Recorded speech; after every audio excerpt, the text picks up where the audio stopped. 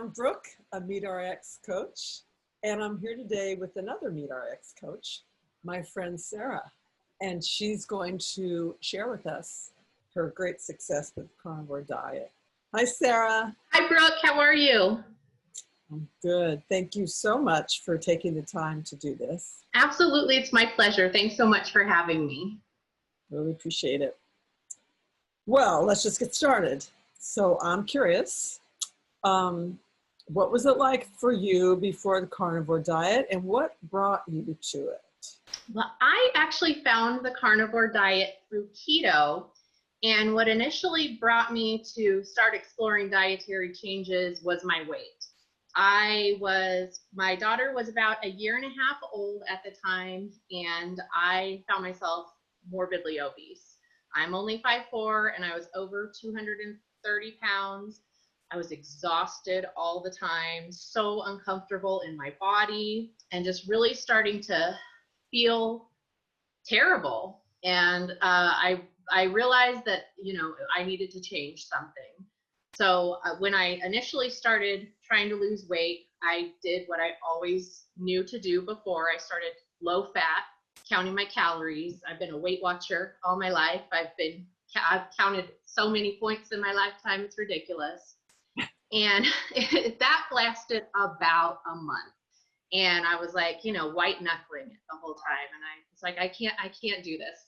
It's just not working. So I started looking into other things, and I found keto, and I found Nina Teicholz's book, The Big Fat Surprise. And I started to learn about saturated fats and animal fats and all the misinformation that we've been given and all of the different ways that we've been manipulated through the years into thinking that the low fat route was the way to go.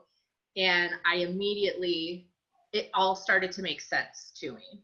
So I dove all the way into keto, and I started doing sort of a meat heavy keto because of everything that I learned in that book. And I just started researching and learning more about it. And I lost about 50 pounds right off the bat doing keto. And I was like, great, this is awesome. This is the way that my body is supposed to feel. I was pre-diabetic. I had the darkening of the skin on my body when I was overweight, and I could feel my blood sugars swing throughout the day. I would wake up in the morning nauseous all the time because my blood sugar would be so low because I would binge on carbs at night. Not even necessarily sugar, just any type of carbs was it for me. And I also was having blood pressure issues when I was overweight. Every time I would go to the doctor would say, your blood pressure is a little bit high, and, it's no wonder based on the way that I was eating at that time. And, I also always suffered from anxiety and depression. And the more I was leaning into keto, the more I was feeling that lifting as well. So I really enjoyed doing keto, and I got to the point where I lost 50 pounds, and I was able to maintain and keep that off for a while. And a couple years into keto, I just decided that, I still had some belly fat that I wanted to lose. I still had some skin issues that I wanted to address. And the more research and podcasts and things that I was listening to, the more I was hearing about Dr. Sean Baker and Dr. Georgia Ede and different people talking about, well, maybe you don't need to eat these vegetables. Maybe it's not really the vegetables that are helping you in your keto. Maybe it is the animal products that are doing it. So last year, during World Carnivore Month in January in 2019, I decided to go ahead and give it a try. I was pretty happy with where my weight was. I had plateaued there, but I had decided, maybe that's my body's happy weight and I'm good. And it was more of a body composition kind of thing that I wanted to address. And so I did World Carnivore Month. I was strict meat. I cut out even dairy. So I did meat and water for the first month, and my skin cleared up. I had always had cystic acne along my jaw and bad pimples on my back and on my chest. And all of my life, I tried potions and lotions and creams and all of the things that you're supposed to do, and nothing ever touched it the way that eliminating down to just meat did for me. And you So have such beautiful skin. thank you. And I'm not even wearing makeup other than my lipstick. But, you know, it was so eye-opening to me that, you know, it wasn't anything that I had to put on my face. It was just taking everything out of my diet that made such a difference. So that told me that, you know, that is what my body really needed. And that's where I should be. So, you know, throughout the year last year, I stayed primarily meat. I let dairy back in here and there to test it because, you know, cheese is life and cream in my coffee. And, you know, I got to the point where I recognized that I can do a little bit of cheese, but it's a slippery slope for me. And my skin will definitely tell me when it's time to cut back and when I've done too much.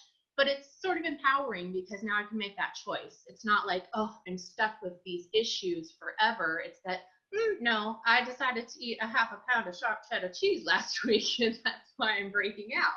So, you know, it's something that I, you know, sometimes it's a treat for me and sometimes I enjoy it. And sometimes I say, you know, I'm going to cut back and, you know, there's something that I want to have my skin look good for, so I can cut it out and I can know that it's going to work.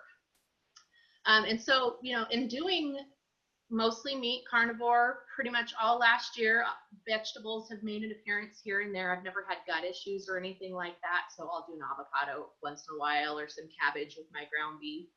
But for the most part, sticking to meat last year, I was able to lose another 25 pounds, which, you know, at the time I had, like I said, thought I found my body's happy weight. And then I dropped another 25 pounds on top of that. So a total of 75 pounds since the start of my whole journey back in 2016.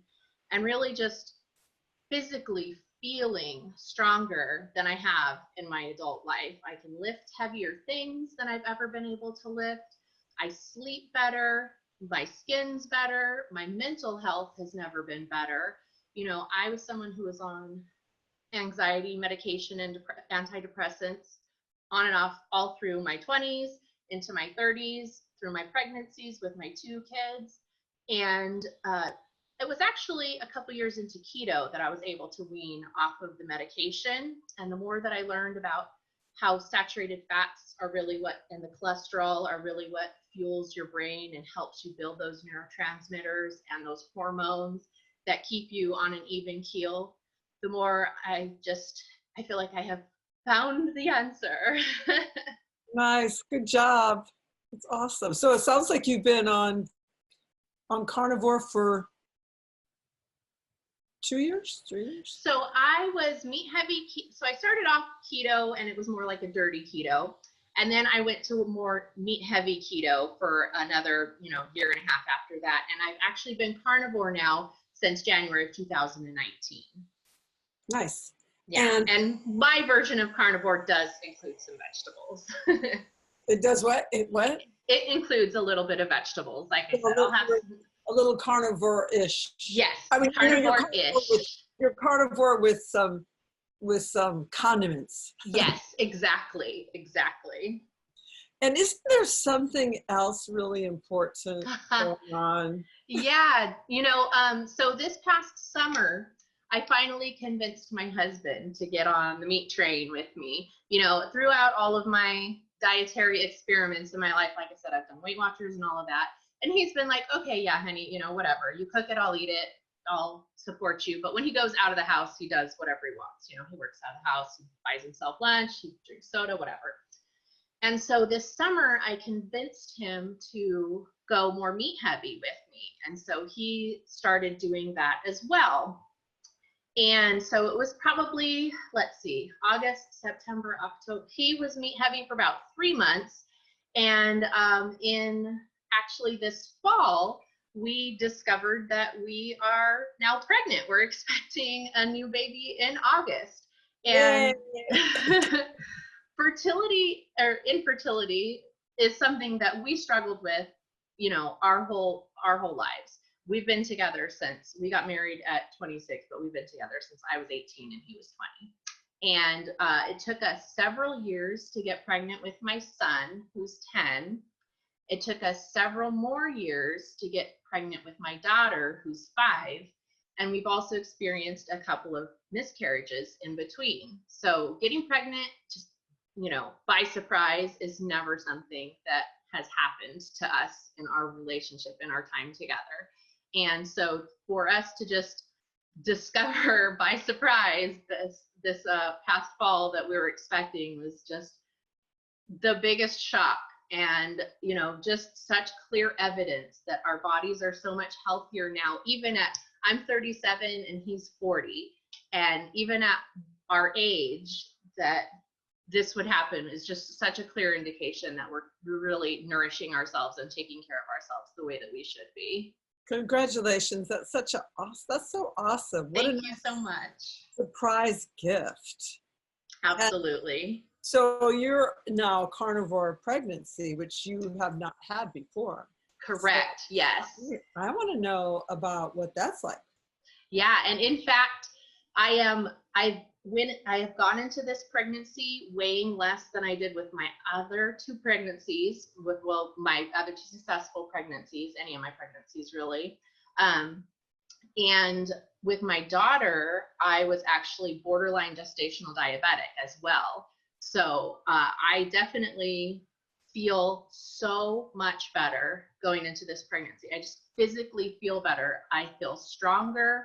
My body feels stronger. I've always had issues with the ligaments in my pelvis. They get really stretched and sore, and turning over in bed or just walking. With my daughter, it was by the time I was 13 weeks that I was having trouble walking more than a mile a day.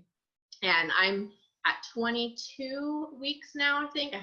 I forget. I try not to track it too close because it's like, hurry up and wait kind of thing. I'm at 22 weeks-ish, and I'm just starting to feel like I'm actually carrying extra weight now, and it's actually, I'm feeling pregnant. But physically, I feel so much better than I ever have in pregnancy. I did have some meat aversions in my first trimester, and through MeatRx, I've been lucky enough to connect with people like Dr. Gabrielle Lyon and Kelly Hogan and talk about what their pregnancies were like. And I found I was able to relate to them because they, even in their carnivore journey, they had the same type of meat aversions at the beginning.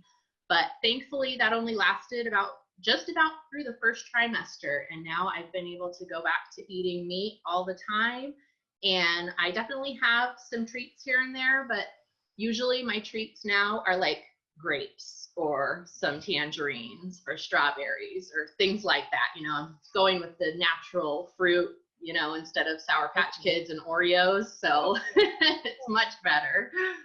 So during that first trimester, which I call the green stage, so you felt a little nauseous and you had a sort of a meat aversion. So what did you eat? So I did a lot of eggs. I was still able to do eggs, so that worked. And I did a lot of protein shakes and collagen, definitely adding collagen to my coffee.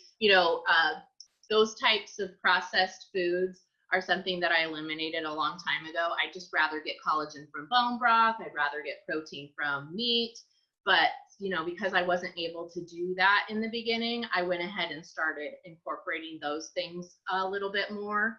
And, supplementing things like adding an iron supplement in the beginning and adding calcium in the beginning, and just kind of eating whatever I could. So I definitely ate a lot of white potatoes with Greek yogurt on them. Luckily, I was still able to tolerate dairy. So cheese and Greek yogurt and that type of thing. I did a lot of that too. But now you can eat meat and your appetite's back. Absolutely. Yeah. Good. And how is how's the gestational growth? All good? Yep. We have found out a couple weeks ago that we're having another girl, and she is growing great. Everything is on track. Everything is perfectly normal. It's such an interesting time to be pregnant right now. I actually haven't seen my doctor in person in probably 2 months. My prenatal appointments are over the phone. And so it's basically like, how are you doing? Any questions? And it's my third kid. So I'm like, no, I got it. I'm good. But we did get to go in. I did get to go in and have the anatomy scan, ultrasound, where they do all the measurements and all of that. And baby looks great. So So you feel good? You feel like your energy is better this third pregnancy? Absolutely, without question. And it's surprising because my last pregnancy, I was 5 years younger. So and the one before that, I was 10 years younger. I was in my late 20s when I was pregnant with my son. So I feel like I have so much more energy. I'm still, the kids are home 24/7 now, and I'm still able to keep up with them during the day. I'm not bouncing on the trampoline with them like I was before, but we can go for walks, and I can be up and about, and the short order cook that I have to be being home so much. And I have energy to do all of that right now. So I feel great. That's awesome. What Yeah. and your kids, do they eat probably meat heavy? Yeah. They are definitely not carnivore by any stretch of the imagination, and they definitely eat candy. It was just past Easter, so they're still, we have their stash. I know, so scandalous. But we prioritize protein with them. They definitely know whatever meal they're having, what's your protein going to be, whether you're eating some eggs on your sandwich, or whether you're having some pepperoni and cheese, or dinner's usually a meat, steak or ground beef. And they'll eat tacos. When I make ground beef, they'll make tacos out of them, or that type of thing. But we try not to focus too much on this is bad, this is good, demonizing one thing or another with them. I don't want to give them any kind of complex or anything like that. So I just try and make sure that they're getting lots of good protein and good saturated fat to grow their little brains. My son is 10 years old, and he is 5'1", almost 5'2" now. So he's a big boy. He's tall, and he's one of the smartest kids in his class. He gets straight A's. He's super well behaved. My daughter is in kindergarten, and same. She's smart as a little whip. So I know that their brains are getting all those nutrients that they need to grow. Nice, very nice. Well, I'm excited to hear about their, the thing about the carnivores is that it's such a supportive family. So when we hear of a pregnancy, it's sort of like we're all kind of like extended family, I know, it's so exciting to be able to share it with everybody. Yeah, that's very cool. Well, do you have, when you implemented the diet, it sounded like, since you were already doing keto, meat heavy keto, it sounded like you were just starting to sort of eliminate or say goodbye to plants slowly. Mm-hmm. And then, so it doesn't sound like there was much problem for you. No, not really. One of the reasons too that I did want to transition away from keto to carnivore is I've always had a complicated relationship with food. It's always been something that, I've been really working to control. I have to control my portion sizes. I have to control the things that I eat. And when I transitioned away from keto to carnivore, that need for control and that compulsion to always have to be thinking about it is really something that just kind of faded away. And, the simplicity of, am I hungry enough to eat a steak, or am I hungry enough to eat some bacon and eggs? And that true test of, if I'm hungry enough to eat that, then I'm hungry enough to eat, was like an eye opener for me, to free up so much brain space for me to, think about other things. Whereas all my life in dieting before, I was always focused on food. I can't eat that. Don't eat that. When am I going to eat again? Can I have this? I'll need a little bit of that. And going into carnivore, just focusing on what I can eat, and if I'm hungry enough to eat that, and if I'm not, then it's something else that I'm searching for in the refrigerator. So I really enjoy that simplicity and that freedom. Nice. Sort of cleans up your relationship with food, I think. Absolutely. It really, really, truly did. And that's one of the other reasons that I stuck with it, because it, like I said, that mental freedom that you have to not be so focused on food all the time is just, so you have time for so many other things. Yeah. And you have to have time, because now you're going to have 3 kids. Absolutely. Do you have any other little bits of information or a little tips that you would tell someone who's just starting on carnivore, or who's just even considering it? Yeah, I think definitely the premise of eating until you're full and fully satisfied, and then not worrying about it again. Don't eat by the clock, just really getting in tune and in touch with your true hunger signals, and then not worrying about portion size. You know, like I said, I've been a Weight Watcher. I grew up counting calories. The steak the size of the palm of your hand is your proper portion size. You know, that is all just nonsense. And to be able to just trust your body to eat until it is satisfied. And I always tell people that, you know, cook a little bit more than you think you're going to eat, because that way, if you're still a little bit peckish and you think you can go for a little bit of something else, then that means you need to eat more. That means you need more nutrients. So do that, and don't be afraid to do that, because once you do that, then you'll find that freedom, and you won't have to worry about eating again until you're truly hungry. And the more that you practice doing that, the more it becomes instinctual, and the more you're able to trust your body. And when you trust your body will take care of you. That's great advice, Sarah. It's excellent. Thank you for that. Well, I think it sounds like another success story. Very inspiring. Thank you so much. Thank you again. You're welcome, Brooke. It's my pleasure to share. You know, once you find something like this that works for you, I know you feel the same way. It's like you want to tell everybody about it. And this opportunity through MeatRx is just such a great opportunity to be able to share our stories and to be able to help people that have all, you know, we've all felt these same things, and we all have these same voices in our head when it comes to food. So it's wonderful to be able to share our stories. Thank you so much. Very cool. Thanks again. You're welcome. Okay. Take care. Carny on. Bye.